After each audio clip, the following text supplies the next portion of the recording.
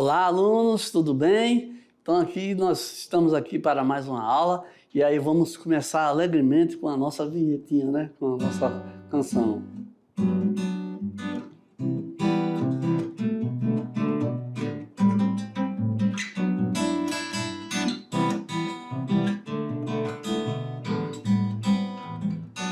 Você vai perceber que isso não tem mistério, depende de você levando tudo a sério. Perceba que a beleza é um caminho de luz, perceba que a surpresa é você quem produz. Arte é tão legal, você vê diferente que parece igual. Arte é tão legal, você faz diferença, não parece banal. Arte é tão legal, você vê diferente, não parece igual. Arte é tão legal, você faz diferença, não parece banal. Verdade, né, gente? Então nós vamos para a nossa aula de hoje, vamos pegar aí 3 artistas aí do movimento modernista brasileiro aí, vamos chinchar tudo sobre isso. Vocês vão gostar, hein? Vamos lá para a nossa tela aí, para a gente começar? Vamos começar em grande estilo hoje. Pois é. Então, conforme eu falei para vocês, nós já vamos chegar aqui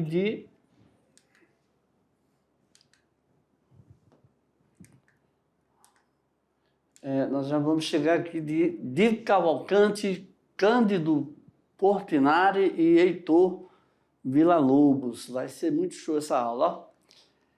Falando em Heitor Villa-Lobos, nós vamos ter uma música instrumental também sobre ele aí, que é o grande carro-chefe do seu trabalho. Então vamos seguir aqui para a nossa atividade interativa, para a gente deixar você pensando aí, você chegar nos seus resultados. Para você, qual é a importância, que pergunta, hein, gente, das artes plásticas no ensino da arte, né? Então você vai me dizer aí sobre as artes plásticas. Nós vimos que temos também a música, né? Tem o teatro, mas você vai falar aí sobre as artes plásticas referente ao ensino da arte, né? Será importante a gente ver tantos quadros, tantos estilos, tantos artistas estrangeiros, brasileiros também, as modificações. Eu vou deixar aí você com esses temas aí, né? Enquanto a gente vai correr aqui com a nossa aula, tá bom? Vamos lá, então vamos começar com de Cavalcante. Olha só. Emiliano Augusto Cavalcante de Albuquerque Melo. Ele também é um Albuquerque, né? A família dos Albuquerque é imensa, gente. Ele viveu até 1976. Então, o nome artístico do Emiliano aí é de Cavalcante. Olha só que coisa interessante, né? Muito interessante isso. Então, vamos ver por quê, né? E como. Ele é considerado um dos principais pintores modernistas brasileiros, né? Além da pintura e do desenho, ele também escreveu prosa e poesia. Então, ele também foi um escritor, né? Então, veja que essa palavrinha aqui, ó, modernista, situa o de Cavalcante num patamar, num diferencial, né? Que ele não era um academicista, ele não era um pintor, não era um artista neoclássico, então ele é uma pessoa que tem outras concepções, né? Ele é um artista modernista, ok? Então vamos seguir aqui para a gente ver um pouco do seu trabalho. Então você está vendo aqui, ó, Mulheres com Frutas, aqui de 1932. Estamos vendo também A Natureza Morta. Natureza Morta em 1971. Esse título aí de Natureza Morta acontece toda vez que as pessoas retratam frutas, né? Desenham frutas, colocam frutas nos seus quadros, né? Tem também um peixe ali. E você vê também uma mulher com o gato. Olha os traços dessa mulher, né? Não tem nada de realístico aí, né? Como os caras procuravam desenhar para ficar com muita exatidão na pessoa. Isso aí, quando ele já faz uma pessoa assim um pouco mais estilizada, já demonstra, né, a sua recusa em seguir o recomendado pelos academicistas, né, ou pelos neoclássicos. Entretanto, a interpretação pessoal e a temática brasileira sempre foram marca registrada de Cavalcante. Ele era estritamente figurativista. Então, você vê isso aí através das mulatas, né, que é um de seus temas preferidos, o samba, os morros do Rio de Janeiro e a vida noturna da cidade. Os pescadores são constantes nos temas do trabalho de Cavalcante, né? Então, vamos seguir para a gente ver mais um pouquinho das suas obras aqui, ó. Em suas obras, de Cavalcante abordava temas tipicamente brasileiros, como, por exemplo, o samba.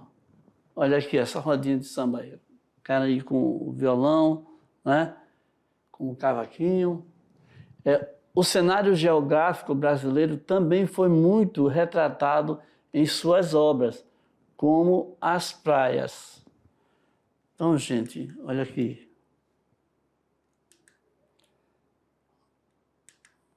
Bom, seguimos aqui para os temas mais comuns, os temas sociais do Brasil, né?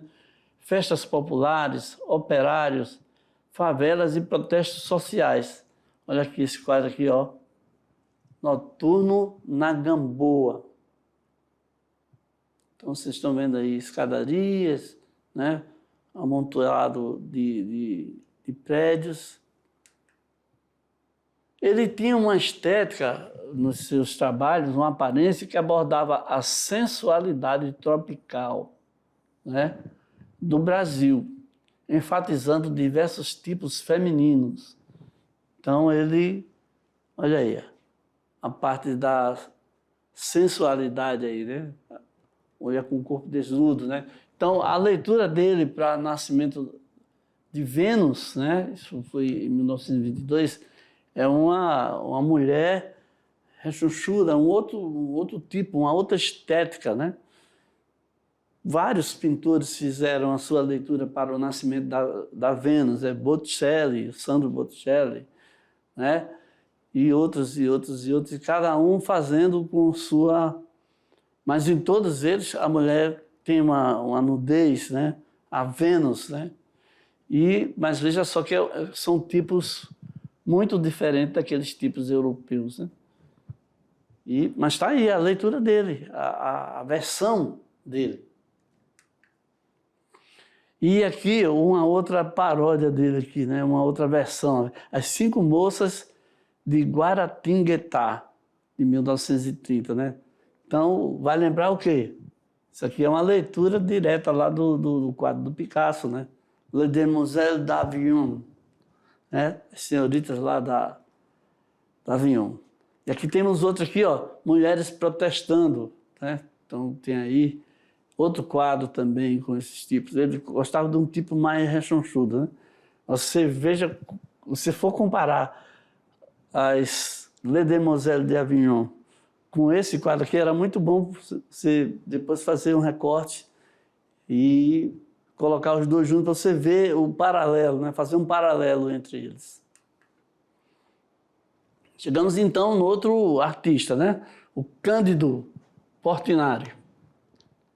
Cândido Portinari, um dos maiores artistas brasileiros do século XX, retratou com grande emoção a cultura, a infância, as mazelas e as questões sociais do Brasil. O que era legal e o que não era legal, né? O que era, né, troncho, né?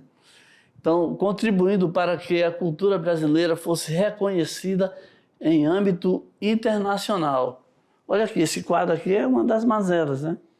Tem uma criança morta aí nessa família aí, e todos aí muito magros, né? Todos com aparência, aspecto famélico, né? Pessoas com muita fome. No mesmo ano em que pinta Retirantes, 1944, Portinari produz a tela Criança Morta. O quadro também faz parte do acervo do Museu de Arte de São Paulo, MASP. O pranto aqui é retratado em grossas lágrimas que caem dos olhos fundos das personagens, o que ressalta o sofrimento do povo nordestino que lidava constantemente com a mortalidade infantil naquele período. Então, mazelas nacionais, né? Seca, as pessoas mudando de região para procurar viver, procurar melhor meio de vida, né? E aí no caminho toda essa situação, ok? Então vamos seguir aqui que a gente vai ver um pouquinho mais. O modernismo do Brasil ganhou projeção internacionalmente através da obra de Cândido Portinari, com seus temas sociais, culturais, religiosos, folclóricos e as festas populares. O artista plástico brasileiro pintou ao longo da vida mais de 5.000 obras e é um dos nomes mais prestigiados do cenário artístico nacional do século XX, ganhador de diversos prêmios importantes. Então, estamos vendo aqui, ó, esse quadro aqui, ó, o Mestiço. Olha o pano de fundo aí, olha o background aí, o que tem por trás do Mestiço também. Vale a pena, né? E o Lavrador de Café, o típico personagem, né?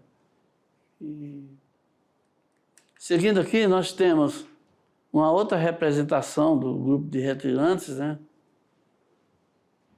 Aluno, entre as obras mais conhecidas de Portinari se destacam Serenata, de 1925, né?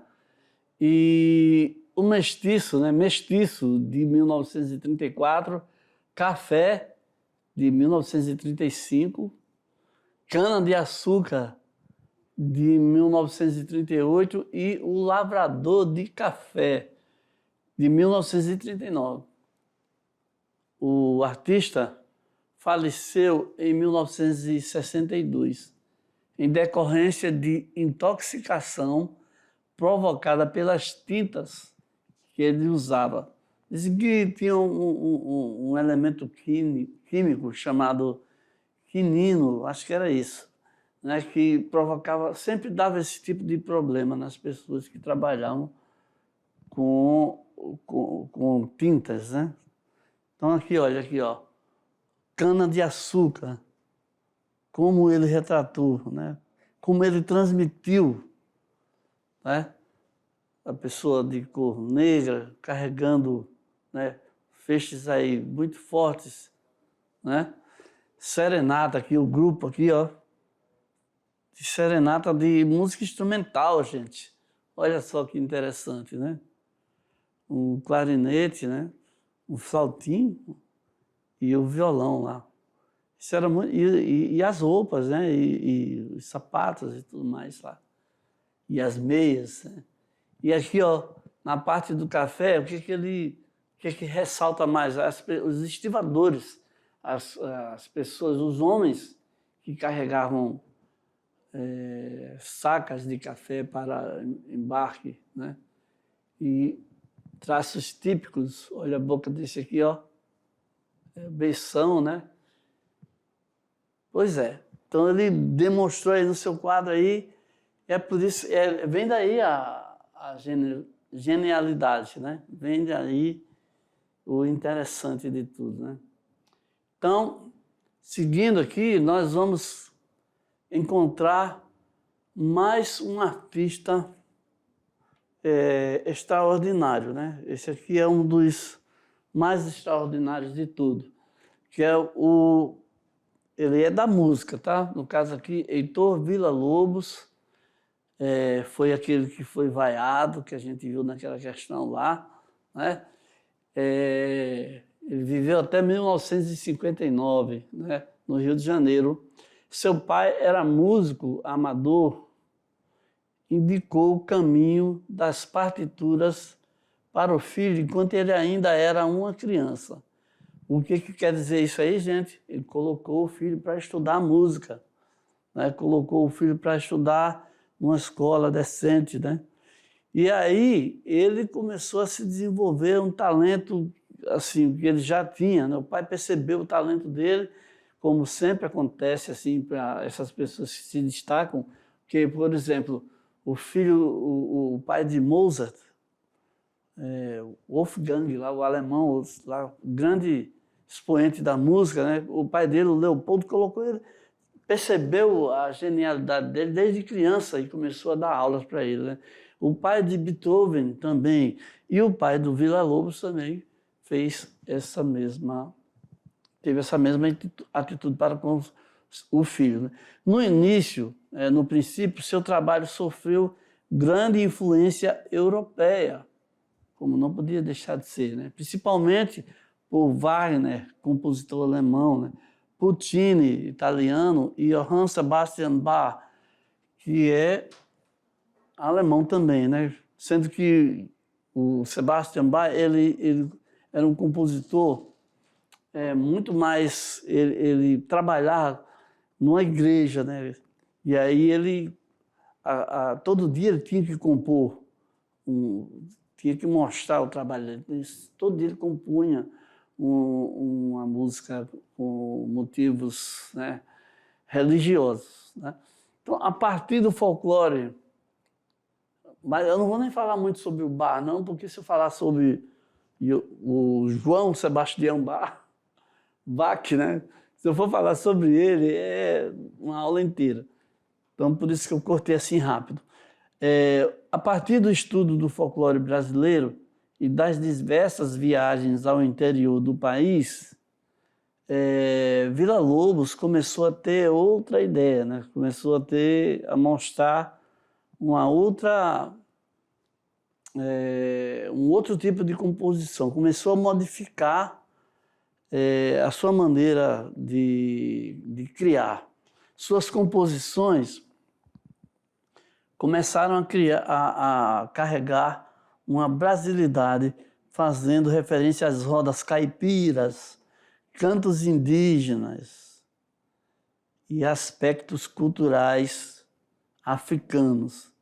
Olha, gente, tem artistas, principalmente musicais, pessoas que têm uma capacidade de descobrir a música em várias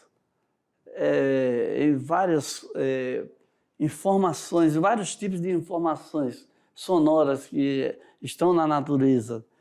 E o Heitor Villa-Lobos, ele viajou pelo Brasil inteiro, né? Então, vamos aqui para a próxima lâmina. Nós vemos que suas obras logo se transformaram em referência da música modernista. Por quê? Porque ele pegou a música que vinha de fora, né? Ele pegou as obras clássicas desses artistas que a gente citou lá, artistas de destaque na música clássica, e começou a colocar elementos do Brasil, da sonoridade do interior do Brasil. Assim, o compositor foi convidado como um dos destaques da Semana de Arte Moderna de 1922. As misturas e ritmos apresentados pelo músico não foram unanimidade, quer dizer, nem todo mundo gostou. E Villa-Lobos foi alvo de muitas críticas daqueles que não entendiam o modernismo apresentado pelo músico. No ano seguinte, depois da exposição, em 1923, o compositor embarca para a Europa, onde se desenvolve ainda mais seu estilo musical. Villa-Lobos recebeu o título de doutor honoris causa pela Universidade de Nova York, além de 24 títulos do Instituto da França. Então, no mundo inteiro, o mundo inteiro se curvou ante a grande genialidade deste brasileiro. nacionalista, uma pessoa que amava profundamente o Brasil, uma pessoa que enxergava o Brasil com uma riqueza que pouca gente enxergava. Então, o Villa-Lobos, ele foi assim, um maravilhoso representante da arte brasileira, pelo lado da música, né? Tanto que ele era tão profundo, tão desenvolvido, que ele impressionou o mundo afora, né? E sem deixar de colocar os elementos de brasilidade, né? Sem deixar de colocar nas suas músicas vários sons do Brasil. Ele também criou vários estudos, né, para os estudantes de música, principalmente estudantes de piano, de violão, no caso, né? Alguns até inspirados por barulho de roda, barulho de trem, né? Do trem fazendo a máquina fazendo aquela zoada, cachacatá, cachacatá, cachacatá, cachacatá, cachacatá. Esse barulho do trem, né? Ele utilizou em algumas músicas, né? Então vamos seguir aqui para a gente saber mais um pouco. Nós vamos vendo aqui que o Villa-Lobos foi convidado para organizar e dirigir a Superintendência de Educação Musical Artística, o SEMA, que introduziu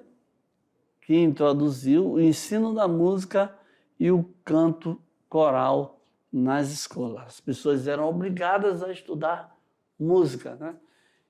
Por causa da sua facilidade, da sua total compreensão da linguagem musical, da escrita musical, ele também se comunicava no mundo inteiro com estudantes, com professores, com músicos, né? Escrevendo suas obras através das suas escritas, ele foi espalhando todo o seu trabalho.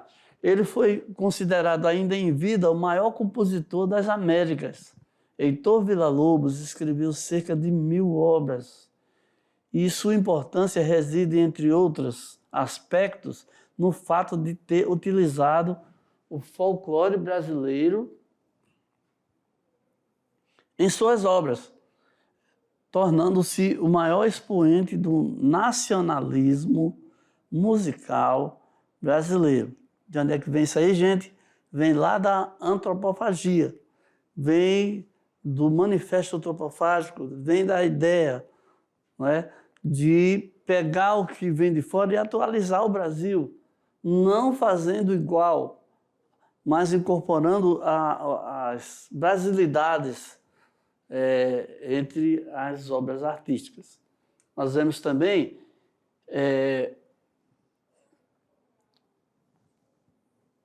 que ele foi convidado também pela Superintendência Nacional e, graças a este órgão, ele teve a oportunidade de implantar seu projeto de educação musical, baseado na prática do canto orfeônico,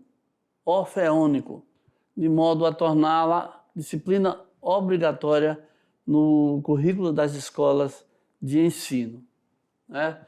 Então, você veja aí mais um aspecto, né, da sua passagem, né, como da Superintendência Educacional Artística, onde ele foi colocando muito mais para os alunos brasileiros o caráter, né, de notação musical e de leitura das obras para entendimento maior entre os alunos, né? Então, eu queria abrir um parênteses aqui só para falar que as obras, né, a linguagem musical é uma linguagem como tem a matemática, como tem...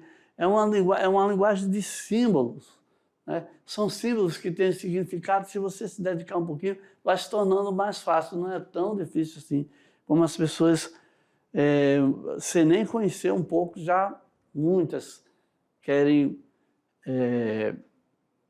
fugir, vamos dizer assim. As pessoas, da música. Entre as suas principais obras estão Danças Características Africanas, de 1916, o Irapuru, pássaro brasileiro, e as Baquianas Brasileiras, né, entre 1930 e 1945. São peças que colocaram o Brasil no mapa da música erudita internacional. E ele falava: considero minhas obras como cartas que escrevi à posteridade sem esperar a resposta. Então, alunos, nós vamos rever aqui, que eu já toquei junto com o professor Silvio, né? Uma das baquianas, a baquiana número 5, que depois recebeu letra, que depois ficou conhecido como o trenzinho caipira, por causa do som, que lembra um pouquinho, né?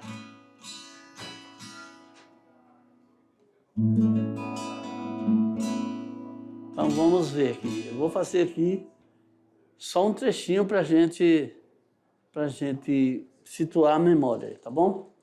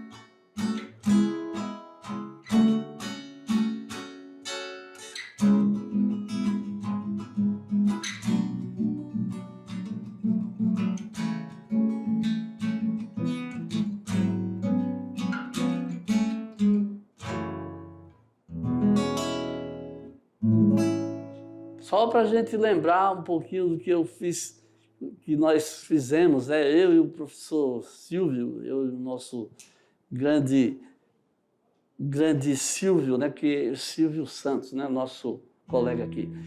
E aí agora nós vamos para a nossa atividade interativa. Vamos ver lá na tela o que foi que vocês puderam desenvolver para a nossa atividade interativa, né, que vem logo depois aqui do Heitor, né?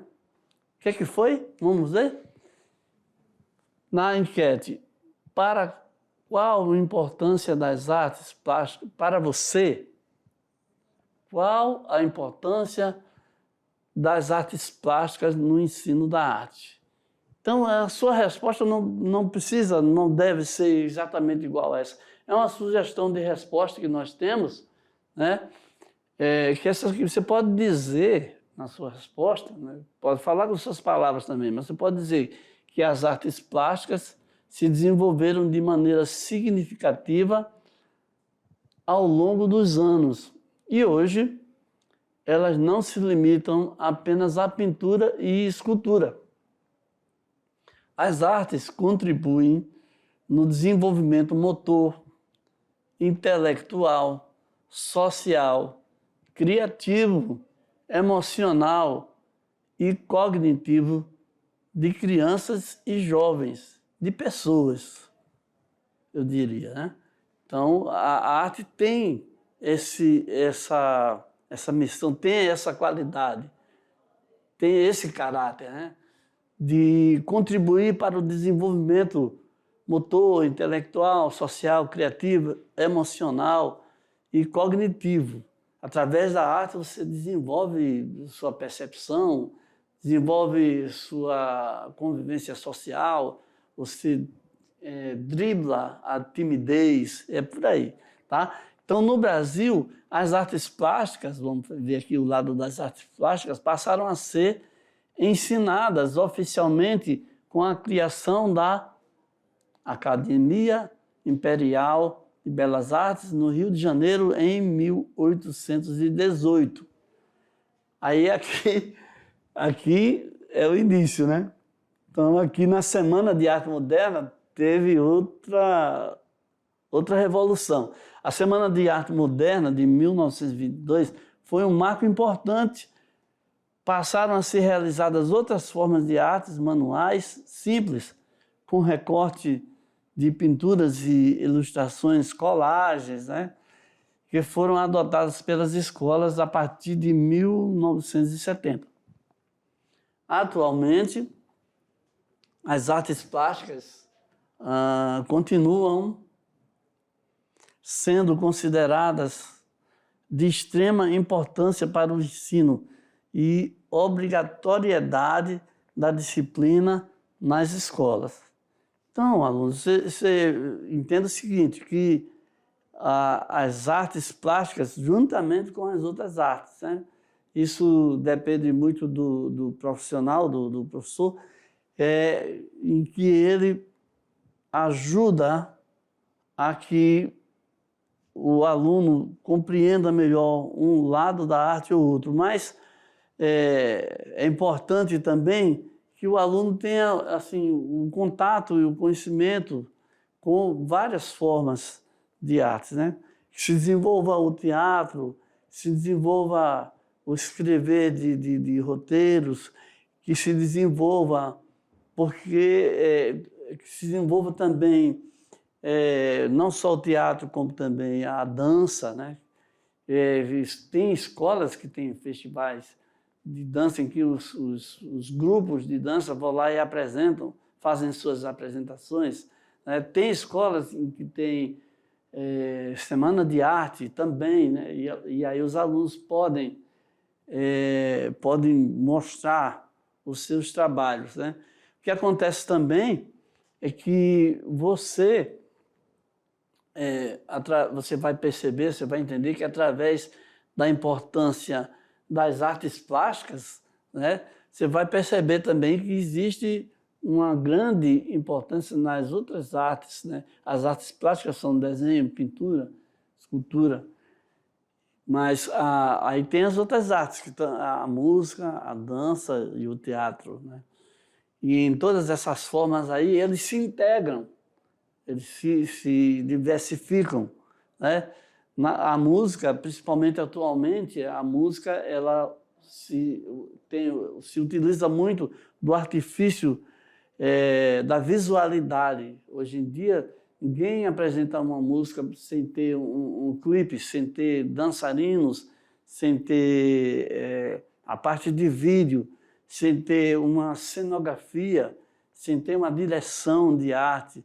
Então, toda essa integração, né, está presente quando se fala do uso, né, e também da importância que as artes têm para o aluno. Então, por isso, aluno, que nós queremos deixar destacado para você que não importa qual seja a forma de arte, né? A arte ela consegue fazer com que os alunos as pessoas, vamos dizer assim, consegue fazer com que as pessoas se juntem, formem equipes, aprendam a colaborar juntos, né? A desenvolver trabalhos. Quando se trata de teatro, então, onde você tem uma apresentação coletiva ou individual, os alunos, as pessoas, todo mundo que estuda ou que até em exposições, até em apresentações, em podcast, as pessoas estão lá fazendo suas discussões, estão lá desenvolvendo seus argumentos. Quando isso acontece, você está se utilizando também das formas de artes, porque tudo isso ajuda a que você desenvolva.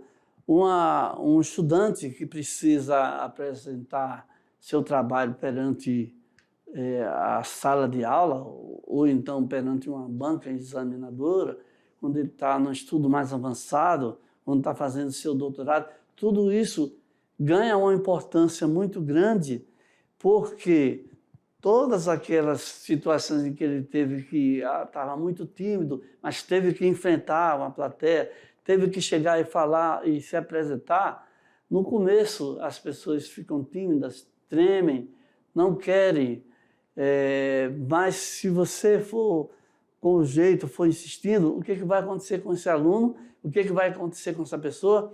Ela vai se desenvolver, vai ter uma atitude mais autônoma, vai ser capaz de se dirigir às pessoas e dar o seu recado, né? Se tiver uma tendência para a música, vai ter a coragem de chegar lá e cantar e falar com as pessoas e se dirigir.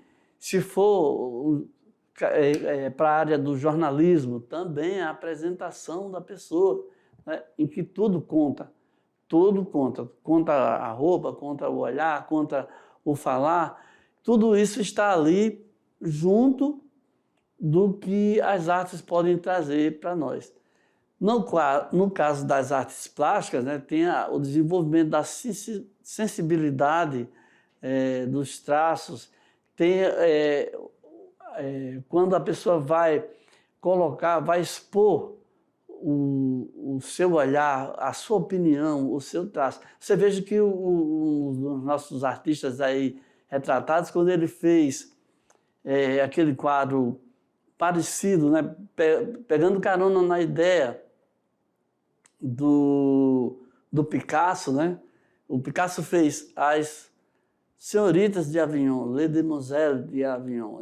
Quando ele fez 5 mulheres, né, numa certa atitude, essas mulheres eram moças de uma certa rua, a Rua Avignon, era uma rua onde tinham bordéis, onde tinham prostituição, tinha mulheres que eram prostitutas, mas ele colocou elas de uma maneira mais... Ele apresentou essas moças de uma maneira muito mais digna, muito mais qualificada. Mesmo tendo, assim, exposta a sua nudez, mas você não tem uma ideia suja, pejorativa. E o nosso artista brasileiro lá fez uma mulher com uma certa característica brasileira, né? Então, ele fez uma leitura, ele expôs o seu modo de ver, ele expôs o seu jeito de enxergar, de mostrar se aquilo fosse no Brasil, como seria, né? Como alguém iria pensar sobre aquele artista. Alguns artistas internacionais, estou já quase finalizando, mas alguns artistas fora do Brasil, se vivesse no Brasil, da música principalmente, né, seria uma outra atitude, seria uma outra maneira de encarar a música, porque cada país tem o seu jeito, cada sociedade tem a sua cultura, tem o seu jeito de colocar as artes, né? Tem o seu jeito de expressar as suas artes. Então, se morasse no Brasil, era uma atitude. Se o brasileiro morasse fora do Brasil, também seria uma outra atitude. Nós temos alguns artistas, não só no mundo gospel, como também na música popular, um artista chamado Hit, que ele fez músicas e fez sucesso no Brasil com uma música muito característica brasileira, muito caracteristicamente brasileira. Também tivemos no mundo gospel o David Keelan, que é um artista que ele não é brasileiro, mas a música dele tem muita característica do gospel brasileiro, tá bom? Então, alunos, nós chegamos ao final da nossa aula. Eu queria que você tivesse muito carinho, muito cuidado quando você for escrever.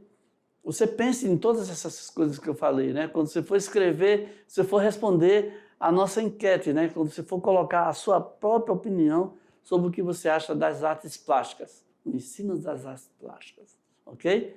Tchau, então, até a próxima aula.